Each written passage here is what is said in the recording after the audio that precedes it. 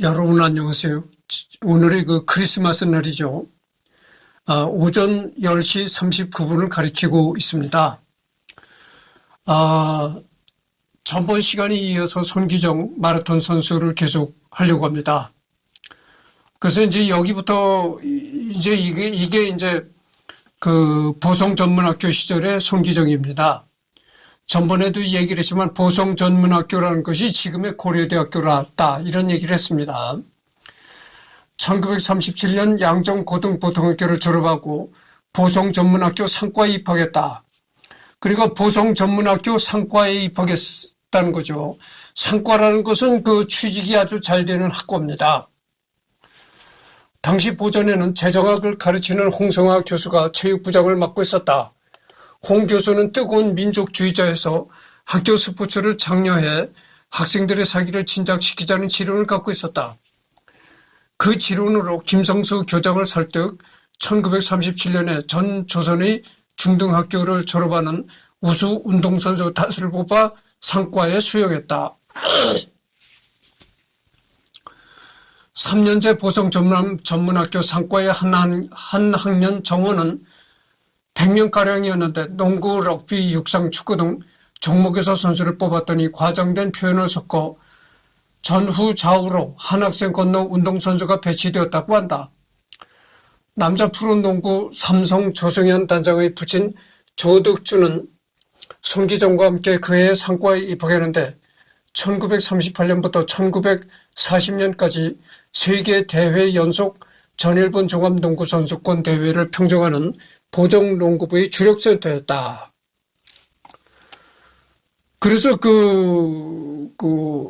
보성전문학교 상과는 스포츠에 전능한 재질이 있는 학생들을 많이 기용을 해서 입학시켰다는 거죠. 손기정은 보성전문학교 육상부를 대표해 1937년 봄에 조선학생육상연맹이 주최하는 2개 대회에 출전, 보성전문의 우승에 기여했다. 그 대회 중 하나는 4월 25일에 거행된 조선학생 수원경성간 역전경주대회. 서울역에서 수원역 간의 거리는 약 41.5km로 마라톤 풀코스 거리는 42.195km에 얼추맞다. 41km라고 하니까 100리가 약간 넘는 그런 거리네요. 당시 학제는 3월 졸업, 4월 입학이었으니까 입학한 지 며칠 되지 않아 5명이 이어달리는 보전팀 최종 주자로 시흥에서 서울 운동장관을 역주 후 7개 팀 중 최선두를 달려 보전을 우승하게 했던 것이다. 그리고 6월 5일에서 6일에는 서울 운동장에서 조선학생 육상 대회가 거행되었는데 첫날은 1500m, 이튿날은 5000m에서 우승했다. 당시 보전엔 박찬규, 백승욱, 인강환 등 장사들이 즐비했다. 이들이 포환, 완반, 해머 던지기 등에 활약한 데다 손기정의 장거리 우승을 더하여 보전은 종합 우승을 달성했다. 그러니까 이 보성전문에 그렇게 아주 난다긴다는 운동선수들이 많았다 그거죠. 그래서 서울 운동장에서 당시 조선학생 육상대회가 거행되었었는데 거기서도 보성전문이 휩쓸었고 그것뿐만이 아니고 원반 해머 던지기 이런 데서도 보성이 휩쓸었다는 거죠. 이렇듯 손기정이 보전에서 눈부신 활약을 펼치자 조선 총독부는 이를 골치 아프게 생각했다. 당시 1930년대 중반에 조선인 학생이 진학할 수 있는 고등교육기관 가운데 조선인이 교장인 학교는 보전뿐이었고 교수들 가운데 창문을 닫게 하고 한국어로 강의하는 이도 있었다. 그런 학교에 올림픽 금메달리스트인 손기정이 재학하면서 육상대회에서 활약하자 그는 하루아침에 영웅이 되어 보전에는 그를 중심으로 서클이 형성되었다. 그래서 이게 참 좀 주목할 일인데 보전 교장이 조선인이었던 것이죠. 대부분의 교장이 일본인인데 반면에서 보정만큼은 교장이 조선인이었다 겁니다. 그리고 이 손기정이가 각종 대회에서 그리고 각종 육상 대회를 휩쓸었고, 그리고 올림픽 금메달리스트인 손기정이 재학하면서 육상 대회에서 활약하자 그는 하루아침에 영웅이 되어 그를 중심으로 서클이 형성되었다. 보성 전문학교에서는 손기정이를 좀 롤 모델로 하자 이런 식이 됐겠죠. 그래가지고 손기정이의 모델 그런 서클도 형성되었었다 이런 얘기입니다. 조선 총독부는 손기정이 보전에 다니는 것을 꺼렸고 조선에 있는 것을 두려워했다. 그래서 총독부의 관원은 손기정을 주야로 감시했고, 이를 견디다 못한 손기정은 1937년 2학기에 반강제로 보성 전문을 중퇴하고 일본으로 건너가 도쿄의 메이지 대학 전문부 법과에 편입했다. 그런데 도쿄에서도 일본 관원은 손기정이 마라톤을 달리고 육상 경기 대회에 출전하는 것을 막았다. 해마다 양력 정초엔 도쿄와 하코네 간 대항 역전 대회가 거행되었다. 하코네는 도쿄에서 서쪽으로 200km가량 떨어진 곳에 있는 명승지인데, 그 사이를 각 대학팀이 왕복하며 겨루는 역전 경주는 일본의 한 해를 여는 풍물시였다. 손기정을 맞은 메이지 대학은 그 역전에서 성적을 올리게 되었다고 좋아했으나 그는 달릴 수가 없었다. 일본 관원이 공중 앞에서 손기정이 달리는 것을 금지했던 것이다. 결국 손기정은 메이지 대학 전문부를 졸업한 후 1944년까지 조선저축은행에서 은행원으로 일해야 했다. 그러니까 자꾸 감시가 따라붙고, 그래가지고서는 감시가 따라붙고 육상을 못하게 자꾸 이렇게 공작을 꾸미고 그러니까, 그래서 손기정이가 보성 전문을 중퇴하고 일본을 가게 됐다. 그래서 일본으로 가서 도쿄의 메이지 대학 전문부, 메이지 대학 법학과에 편입하기로 했다 이런 얘기입니다.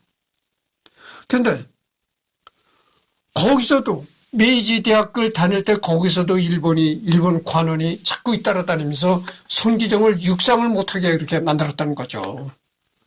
너무나 뛰기를 잘하니까, 야, 조선놈이 저렇게 달리기를 잘해? 저놈이 언젠가는 저놈이 큰일을 낼 놈이로구만. 그래가지고 뛰임을 못 뛰게 하려고 자꾸 그랬다는 거예요. 그래가지고 여러 대중이 있는 앞에서 손기정이가 뛰질 못하게 이렇게 만들었다는 겁니다. 그래가지고 결국은 손기정이는 거의 뛰는 것을 포기하다시피 그렇게 해가지고 공부만 했다는 거죠. 그래서 메이지 대학 법학과를 졸업한 후에는 1944년까지 조선저축은행에서 은행원으로 근무했었다는 거죠. 근데 이때 조선저축은행이라는 것이 지금으로 말하면 SC은행 있잖아요. SC제일은행. 그 SC은행의 전신이라는 겁니다. 여기 나왔잖아요. 조선저축은행이 현재의 SC제일은행의 전신이다. 이렇게 나와 있습니다. 그래서 메이지 대학 법학과를 졸업한 후에는 은행원으로 일했다 이런 얘기죠. 그러니까 메이지 대학에서는 법학을 전공했지만 보성전문학교에서는 상과를 전공했잖아요. 그러니까 은행으로서는 딱이죠, 아주. 지도자 체육 행정가로서의 활약. 이 그림은 말이죠. 태극기를 들고 손수건으로 눈물을 훔치는 손기정. 자세히 보면 태극과 사계의 비율이 맞지 않는데 물자 부족 등으로 일장기를 뜯어 개조한 태극기임을 알 수 있다. 이 태극기라는 것이 말이죠. 일장기를 뜯어가지고 개조했다는 것이죠. 이 사괴의 배열이 맞지 않는다 이런 얘기 있고, 해방 이후 10월 조선체육회가 개최한 자유해방 경축 종합경기대회에서 손기정은 기술을 맡게 되었다. 일장기를 달고 올림픽에서 슬픈 우승을 해했던 손기정은 개막식에서 태극기를 들고 감격에 겨워 마냥 눈물을 흘렸다. 그러니까 해방 이후에 이렇게 태극기를 들고 하여튼 경축 종합 경기 대회에서 이렇게 태극기를 들고 감격에서 눈물을 흘리는 손기정입니다. 손기정은 대한민국 체육계에 큰 공헌을 했다. 그는 각각 1947년과 1950년의 감독으로서 보스턴 마라톤에서 우승한 서윤복과 함기용을 훈련시켰다. 1948년에 대한체육회 부회장 겸 1948년 런던 올림픽부터 1964년 도쿄 올림픽까지 마라톤 대표팀 감독을 맡아 지휘했고, 코리아의 이름으로 처음으로 참여한 올림픽에서 개막식 기수로 당당히 태극기를 들고 입장했다. 그러니까 서윤복, 보스턴 마라톤 대회에서 우승한 서윤복이도 이 손기정이가 이제 훈련을 시켰고, 그 다음에가 1948년에 이제 런던 올림픽, 그다음에 1964년도 도쿄 올림픽, 1966년 방콕 아시안 게임이 이르기까지 모두 다 이렇게 마라톤에 관여하면서 코치를 하고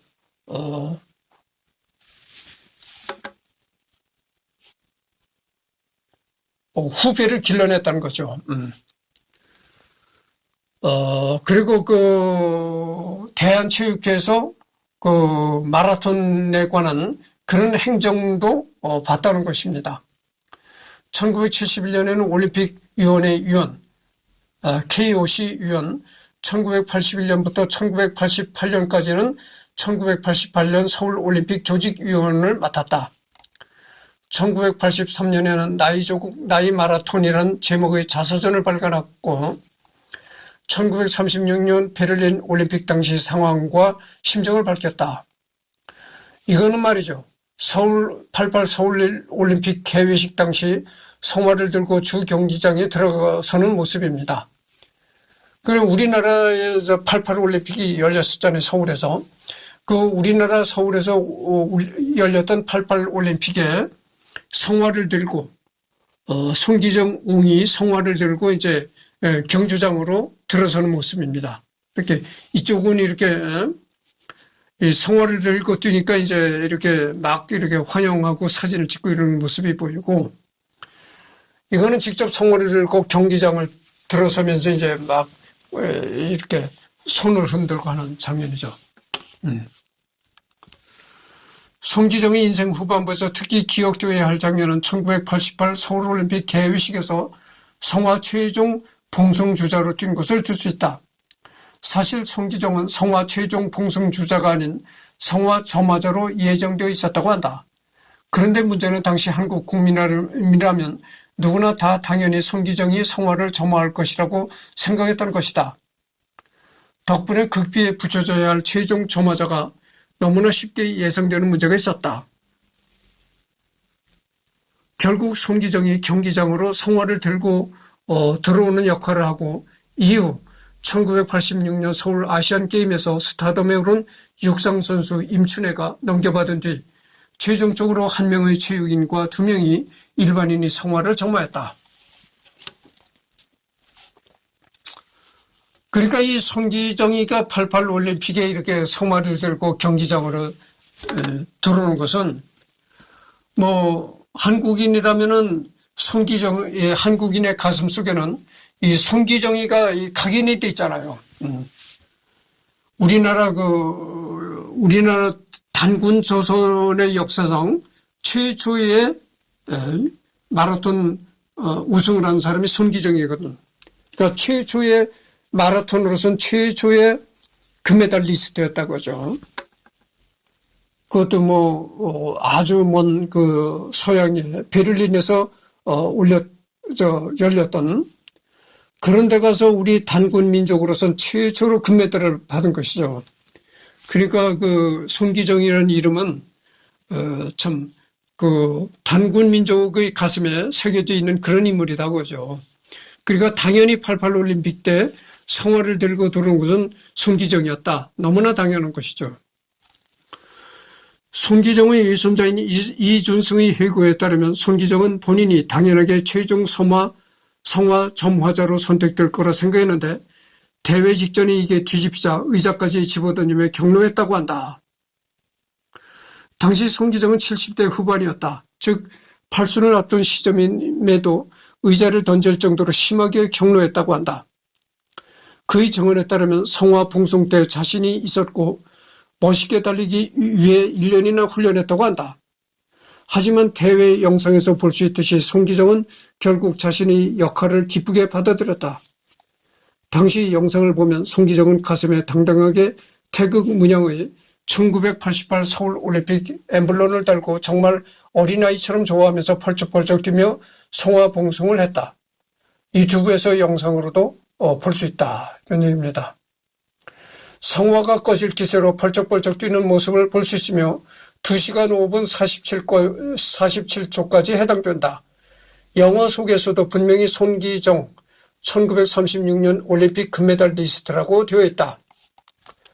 그러니까 이때의 손기정이가 말이죠. 팔순을 바라보는 나이였다는 것입니다.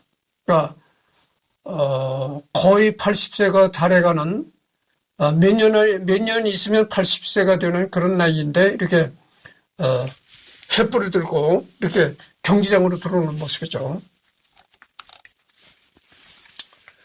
공교롭게도 황영조가 1992 바르셀로나 올림픽 마라톤에서 우승한 날과 손기정이 우승한 날은 8월 9일로 똑같다. 여러분 그 마라톤 선수 황영조 알잖아요. 황영조는 이제 1992년 바르셀로나 올림픽에서 이제 그 우승한 선수잖아요. 근데 그 황영조가 바르셀로나 올림픽에서 우승한 날하고 손기정이가 그 베를린에서 우승한 날하고 아주 공교롭게도 날짜가 딱 맞다는 것이죠. 두 사람 다 8월 9일에 우승했다는 거죠. 이게 참 기막힌 인연인데 참 인연 아닌 인연이죠. 황영조는 손기정이 자신의 정신적 지주라고 밝히기도 했다. 또한 시상이 끝난 직후 경기장에서 지켜보던 손기정이 황영조를 만나 격려하는 장면도 유명하다.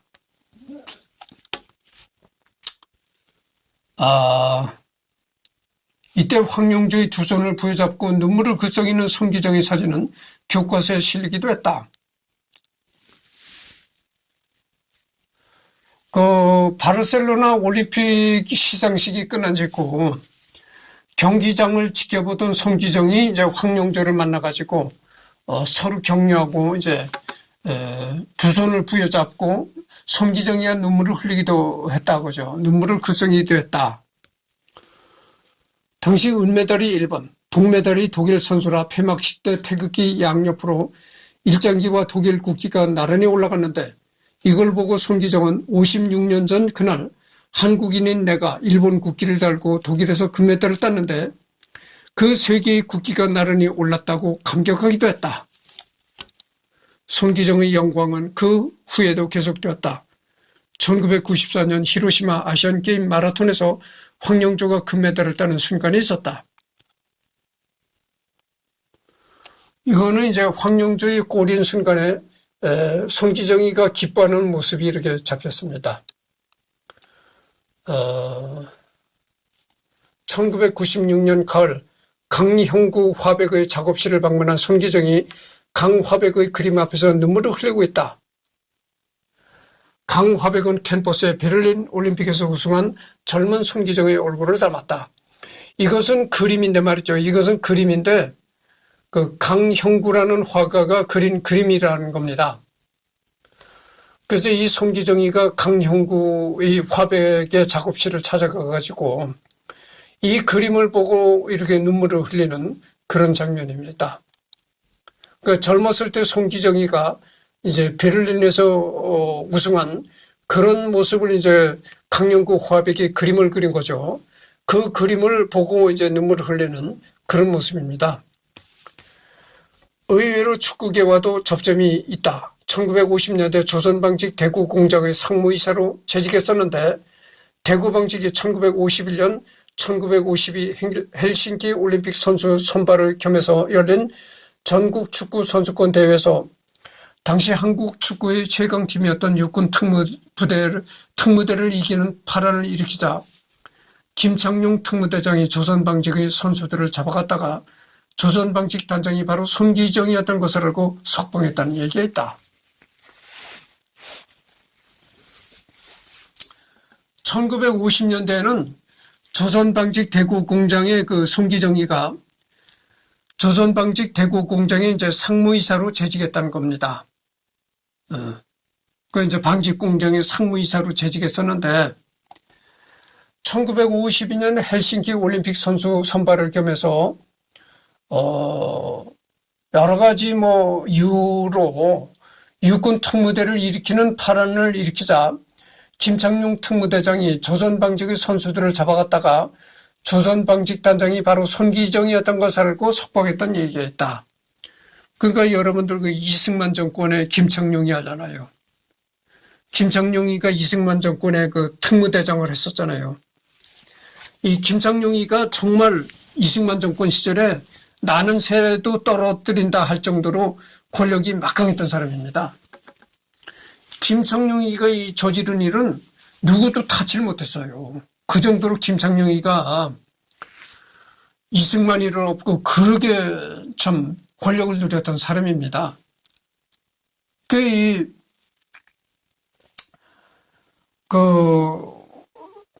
이 좀 얘기가 정치적인 얘기가 나오겠는데 박정희 시대에는 박정희가 중앙정보부를 앞세워가지고 통치를 했잖아요. 중앙정보부를 앞세워가지고 철권 통치를 했단 말이죠. 근데 박정희는 중앙정보부를 앞세워가지고 중앙정보부 통치를 했고 그럼 이승만이는 누구를 앞세워가지고 통치를 했느냐? 이승만이는 바로 이 특무대장 김창룡이를 앞세워가지고 통치를 했다고 합니다. 그만큼 김창룡이를 이승만이가 굉장히 신임했죠. 근데 요즘에 조금 얘기가 길어지겠는데 들어보시오. 요즘에 윤석열이 탄핵 건이 지금 헌법재판소에 가 있는 상황이잖아요. 그래서 지금 윤석열 대통령이 탄핵을 당하느냐, 그렇지 않으면 도로 살아나느냐, 여러 가지 이제 탄핵 당할 가능성도 있고 도로 대통령으로 부활할 가능성도 있고 이제 그런데 그게 뭡니까? 탄핵을 최초로 건의한 게 탄핵을 최초로 결행한 게 뭡니까? 국회란 얘기죠. 국회에서 대통령 윤석열을 탄핵하는 그런 그 결론을 내리고 그 결론에 따라서 이제 헌법재판소로 그 사건이 이관된 거거든. 그렇다면 생각해 보십시오.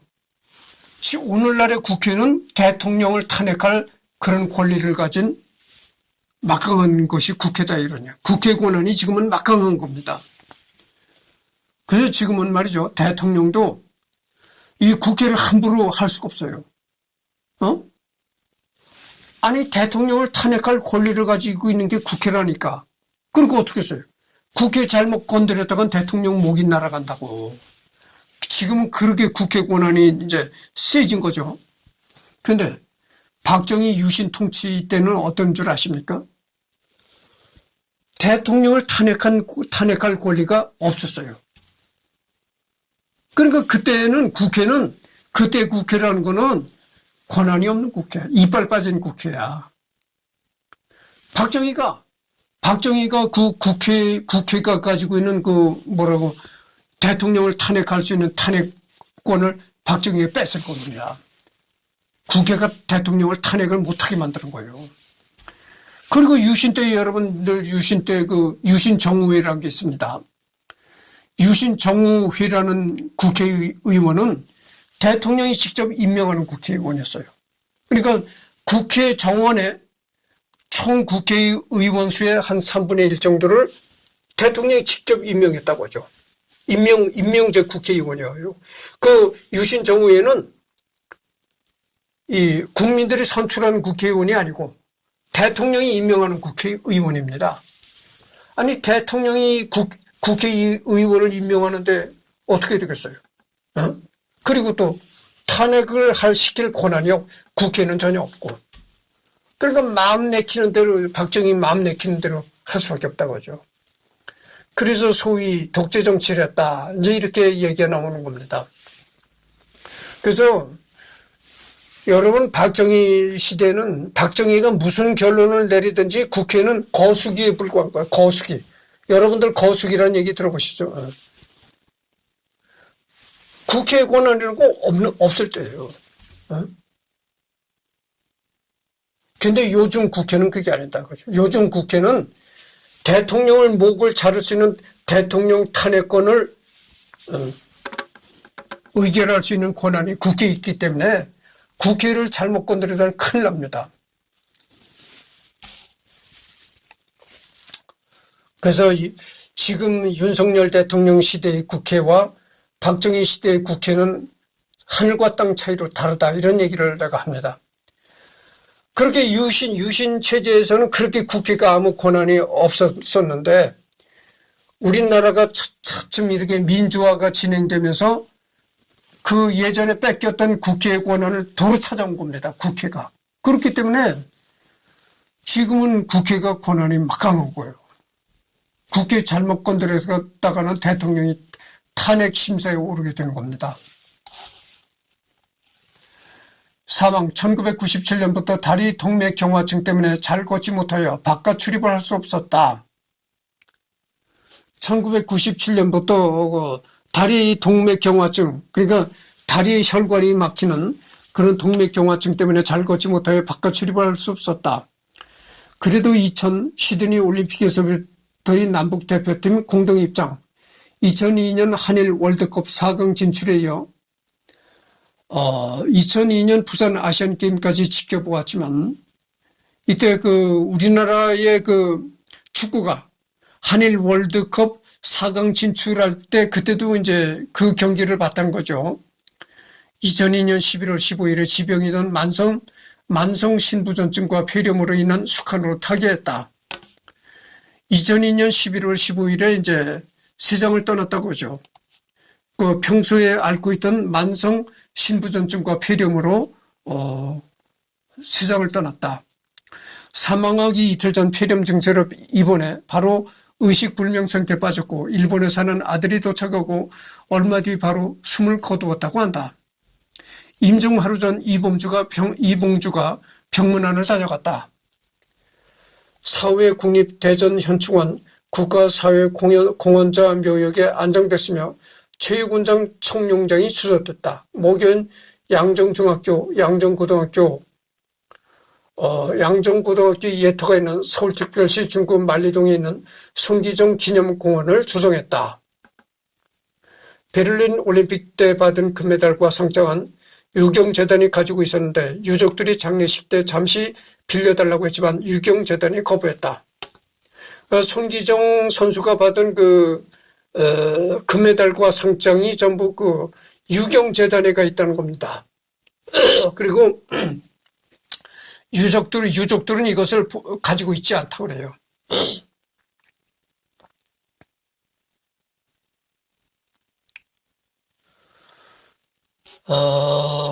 그래서 이제 유족들이 손기정 장례식 때 잠깐 빌려달라고 금메달과 뭐 이런 것을 잠시 빌려달라고 했었지만 유경재단이 그것을 거부했다, 이런 얘기입니다. 손기정 공원에는 손기정 기념관 재단도 있다. 알려진 바에 의하면 1979년 5월 손기정은 당시 박정희 대통령이 기념관 건립 의사에 따라 기념품 1,500여 점을 국가에 기증했고 유경재단은 서울특별시 광진구 능동의 어린이 회관에 손기정 전시관을 지어 2005년도 기념품을 보관 및 전시하고 있다. 여러분 광진구 능동에 어린이 회관이라는 거 건립이 돼 있잖아요. 그 어린이 회관 내에 손기정 전시관이 있다는 거죠. 그 전시관에 손기정이가 받은 금메달, 뭐 상장 이런 게 전시되어 있다는 겁니다. 2005년 한 독일인이 손기정에게 헌정하는 앨범을 만들었다. 수상 기록.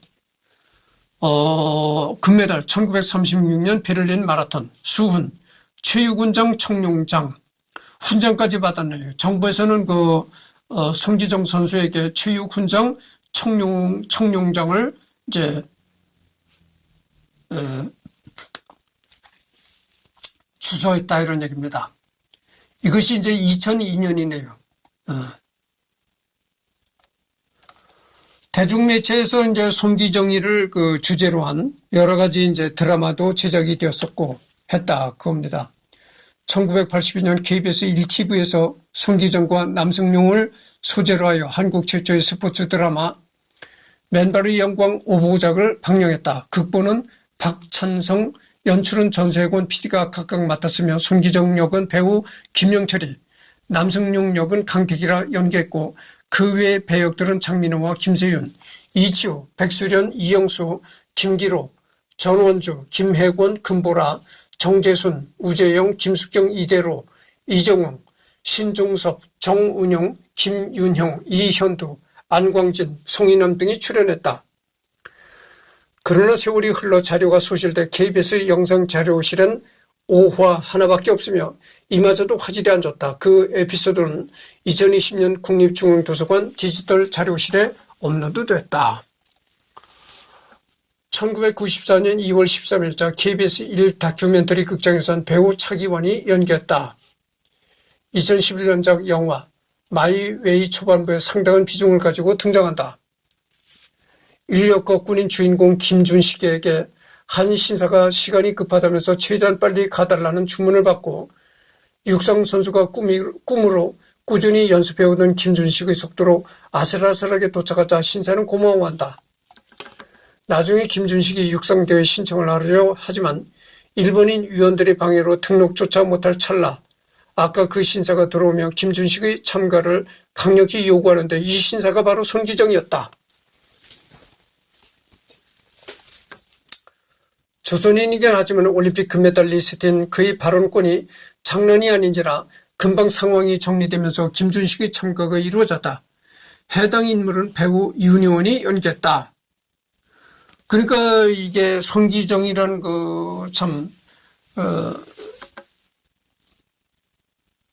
이름이 세 글자 이름이 대단했던 거죠. 그래서 김준식이라는 사람을 김준식이라는 참가를 강력히 일본인 사람들이 반대를 했었지만 김준식 참가를 강력히 요구하는 사람이 바로 손기정이었다는 사실 때문에 그렇게 반대하던 일본 위원들도 할 수 없이 찬성할 수밖에 없었다 이런 얘기입니다. 2019년작 일본 NHK 대하 드라마 이다텐에서 도쿄 올림픽 이야기에서도 손기정이 언급되나 일본의 시점으로 그렸기 때문에 한국인의 입장에서 평가는 좋지 않다. 실제 방영분에는 훈련 장면에서 손기정, 남승용을 소개할 때 단역 배우 2명의 뒷모습과 앞모습이 잠깐 지나가는 모습이 나오며 대회 장면은 실제 영상으로 대체했다. 다만 일본 시점으로 그려졌기에 일장기 말소 사건 같은 우리 입장의 사건은 당연히 안 나오며 수상식 당시 기미가요가 나올 때 손기정의 표정이 어두운 것을 내레이션이 하지만 수상식에서 우승국 출신 선수의 국기가 걸리고 국가가 연주되는 것을 손 선수와 남 선수는 알지 못했다라고 말하는데 당연히 일본 국가가 나오는 걸 두 선수가 몰랐던 건 아니고 전반적인 뉘앙스상 조선임에도 일본 국적으로 출전하여서 일본 국가를 수상대에 들어야 하는 저 선수들의 심정이 과연 어떨까 하는 것으로 묘사된다.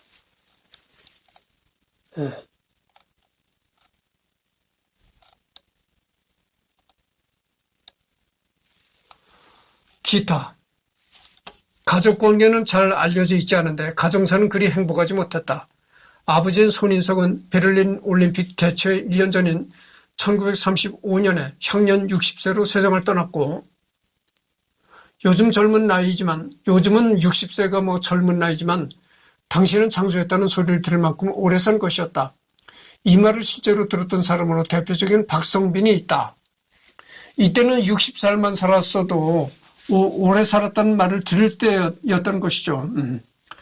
어머니 김복녀는 1941년에 심장마비로 세상을 떠났다. 1939년에는 동덕 여자고등부등학교 체육교사이자 단거리 육상 선수 출신인 약혼녀 강복신과 결혼했지만 5년 뒤 부인은 간염으로 세상을 떠났다. 이 둘의 사랑 이야기는 2016년 7월 10일 방송한 MBC 신비한 TV 서프라이즈에 나오기도 했다. 강복신 씨 사이에서는 자녀가 2명 있는데 딸 손문영, 아들 손정인이 있다. 손정인 씨는 제1교포 고루민단 요코하마 지부 사무총장으로 일했고 2002년 한일 월드컵 때 자원봉사를 하기도 했다. 또한 외손자 이준승 씨는 현 손기정 기념관의 관장이기도 하다.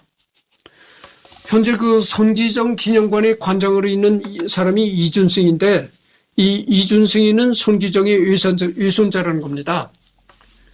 사위 즉 손문영의 남편이자 이준승의 아버지인 이창훈도 손기정이 키운 선수로 1958년 도쿄 아시안게임 마라톤 우승자다. 장서가 나란히 마라톤 금메달을 딴 셈이다. 잠깐만요. 이게 다른 페이지로 넘어갔는데. 그래서 현재 손기정 기념관의 관장을 하고 있는 이준승이라는 사람이 외손자다 이러고죠. 손기정의 외손자다. 그래서 딸, 손문영이라는 손문영이라는 딸은 이제 강복신과에 낳은 딸이죠. 그리고 본초와에 낳은 딸인데 손문영의 남편이 이준승이라는 것이죠. 손문영의 남편 이준승이는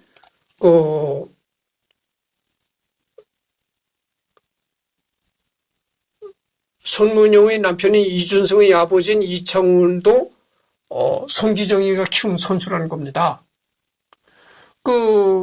이창훈도 1958년 도쿄 아시안 게임 마라톤 대회에서 우승했다는 거죠. 그래서 이창훈이가 도쿄 아시안 게임 마라톤에서 우승했다는 것이 아니고 이창훈의 아들 이준승이가 그러니까 사위죠. 사위가 도쿄 아시안 게임 마라톤 우승자다 이거죠. 그래서 이제 사위와 장인이 모두 다 이제 올림픽 수상자다 이런 얘기입니다. 1936년 베를린 올림픽에 함께 출전한 미국의 존 켈리 선수가 이때 손기정이 신고 뛰었던 운동화를 청해 선물 받아갔다고 한다. 이후 광복이 된 뒤 남승용과 함께 후진을 양성하고 있던 손기정은 켈리가 보내온 안보 편지에서 올림픽 외에도 또 다른 마라톤 경기 바로 보스턴 마라톤 대회가 있다는 걸 알게 되었고 곧바로 출전을 준비해 남승용과 함께 가르친 제자 서윤복을 데리고 미국으로 향한다. 이때서 서윤복은 우승을 차지했고 남승용도 제자의 페이스메이커로 참가해 태극기를 달고 달리면서 베를린의 한을 풀었다고. 서윤복. 그래서 이제 보스턴 마라톤 대회에서 서윤복이가 이제 금메달을 차지했죠. 이 서윤복이는 손기정이의 이제 제자고 후배니까 서윤복이는 그때 당당히 가슴에 태극기를 달고 우승을 한 것입니다. 꼬리에 꼬리를 무는 그날 이야기 2023년 7월 13일 회차에서 전반부는 손기정과 남승용의 베를린 올림픽 출전기가 후반부에서는 이 보스턴 마라톤 출전기가 해당 회차 이야기를 장식했다. 벌거벗은 한국사 2023년 9월 20일 회차에서도 같은 주제를 다루며 보스턴 마라톤 출전기를 함께 소개했다. 그래서 여기에도 상당히 얘기거리가 많으니까